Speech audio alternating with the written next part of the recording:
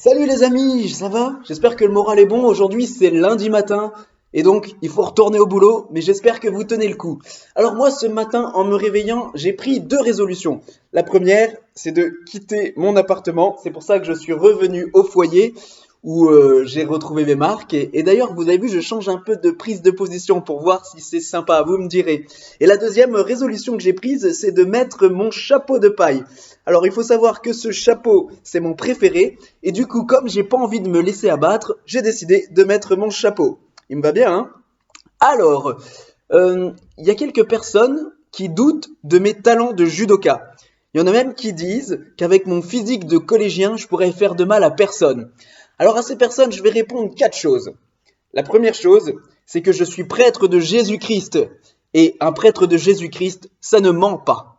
La deuxième chose, c'est que si j'avais continué dans le judo, j'aurais pu défoncer Teddy Riner. La troisième chose, c'est que il faut savoir que le judo, ce n'est pas un sport de brute. Le judo, c'est un sport où on utilise la force de l'adversaire contre lui. Du coup, même avec mon physique de collégien, je peux mettre n'importe qui par terre. Et le quatrième point, c'est que comme je suis prêtre de Jésus-Christ, je l'ai déjà dit, j'ai renoncé à la violence. Du coup, malheureusement, je ne pourrai pas vous montrer mes talents de judoka. Mais croyez-moi, ça va, ça passe.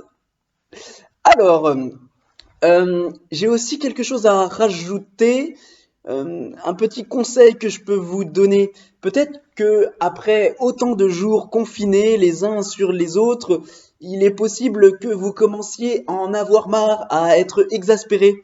Par exemple, si vous avez envie d'étrangler votre petit frère, c'est tout à fait normal. Quand on est les uns sur les autres comme ça exacerbe les passions. Alors, un petit conseil que je vous donne, que je m'applique à moi-même, 20 minutes minimum de promenade par jour.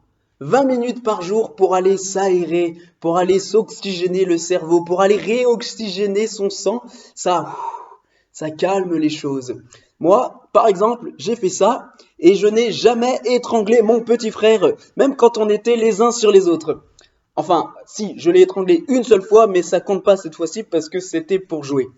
Oh, d'ailleurs, à ce propos, si un jour vous croisez mon petit frère, lui, il vous dira certainement que j'ai été un méchant grand frère, que je l'ai battu. Il va faire son Calimero. Ne l'écoutez pas, c'est un menteur. J'ai été un très bon grand frère. La preuve, c'est que c'est maintenant un beau jeune homme bien construit. Voilà, voilà.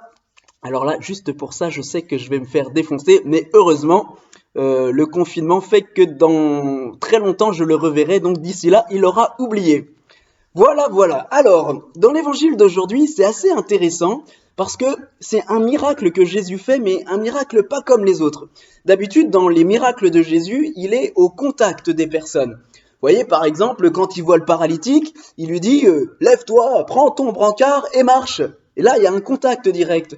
Ou hier, dans l'évangile d'hier, quand il guérit l'aveugle de naissance, il prend de la boue, il lui met sur les yeux. Vous voyez, il y a un contact direct. Mais là, c'est un miracle où il n'y a pas de contact direct. Il y a un officier royal qui vient voir Jésus et qui lui dit viens, viens s'il te plaît, viens guérir mon fils qui est en train de mourir. Et Jésus lui dit juste va, ton fils est vivant. Alors l'homme y va, et quand il revient, non seulement il découvre que son fils est en bonne santé, mais en plus il apprend que son fils a commencé à aller mieux au moment même où Jésus lui a dit va, ton fils est vivant. Donc c'est hyper intéressant, un exemple de miracle à distance, sans contact avec Jésus. Alors pour nous, c'est hyper important dans cette situation où nous sommes, c'est que par exemple, nous ne pouvons plus avoir la force du contact direct des sacrements. Nous ne pouvons plus avoir le contact avec l'hostie. Nous ne pouvons plus avoir le contact avec le prêtre qui nous dit « Je te pardonne tous tes péchés au nom de Jésus ». C'est vrai, mais Jésus n'est pas limité à ses sacrements. Il est capable de donner sa force même sans les sacrements. Et ça, il faut y croire. Vous savez, j'ai un enfant qui m'a dit un jour cette phrase très belle, cette image très belle. Il m'a dit, moi, quand je prie pour quelqu'un, j'imagine que Jésus lui fait tomber dessus des bombes d'amour. Et alors du coup, au moment où il m'a dit ça, j'ai imaginé Jésus qui arrivait avec son cœur bien largement ouvert et qui lançait des bombes d'amour, bombes d'amour, bombes d'amour.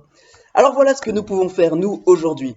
Nous n'avons peut-être pas les sacrements, mais nous avons encore la puissance de l'intercession et de la prière. Alors tout à l'heure, moi, à midi, je vais célébrer la messe. Vous, à midi, vous vous arrêtez et vous dites un Je vous salue Marie pour toutes les personnes qui ont besoin de bombes d'amour. Voilà, les malades, les personnes qui les soignent, les prépas qui sont en galère. Bombe d'amour, bombe d'amour, bombe d'amour. Je suis sûr que comme ça, on va embraser le monde. Allez les amis, embrasons le monde. Vive Jésus, vive la joie, que Dieu vous bénisse.